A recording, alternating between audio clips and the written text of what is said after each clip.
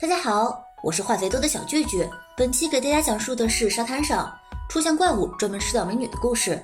故事开始，一群年轻人正在沙滩上开派对，忽然一个小胖子不知从哪里拿回一个巨型的神秘蛋，他们研究了一会儿，却什么都没研究出来。拍了一夜之后，他们就都各自去睡了。第二天，穿着红衣服的女孩小美起床了，她在到处闲逛的时候，忽然看到了一只海鸟慢慢的被沙子吞噬了。小美害怕极了，赶紧呼唤同伴们起来，告诉他们不要触碰沙子。但是话没说完，一个黑妹就把脚放在了沙子上，瞬间她的脚就抬不起来了。黑妹赶紧求救，一个小伙看着要过去救黑妹，可是刚走两步也被沙子绊倒了。然后慢慢的小伙被沙子吞噬了。这下所有人都陷入了恐慌，开始想办法逃离这里。但是他们所有人的手机都在后备箱，车子又离他们很远。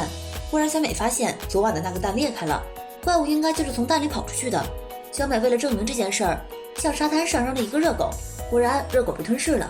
这边男孩大壮向另一个方向扔了一个热狗，这个热狗没有事儿。他们得知那片沙滩是安全的，于是奋力地向那边逃离。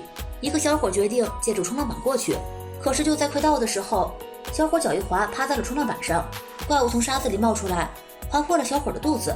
就在大家觉得没有希望的时候，一个警察来到了这里，他们告诉警察沙子里有怪物能吃人，但是警察来到沙滩上却没事，那是因为警察穿着鞋子，怪物拿他没有办法。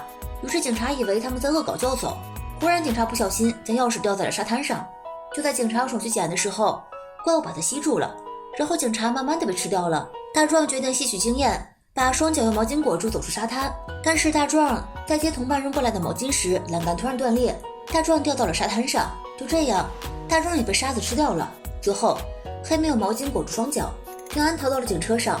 晚上黑妹用警车上的气垫船把小美和男友带到了警车上，他们站到车上，把汽油都倒在了沙滩上，最后一把大火烧死了怪物，他们三人终于得救了。好了，电影《沙子怪物》就讲到这儿吧，看更多精彩视频，小伙伴们点个头像关注我们哟，爱你们，么么哒。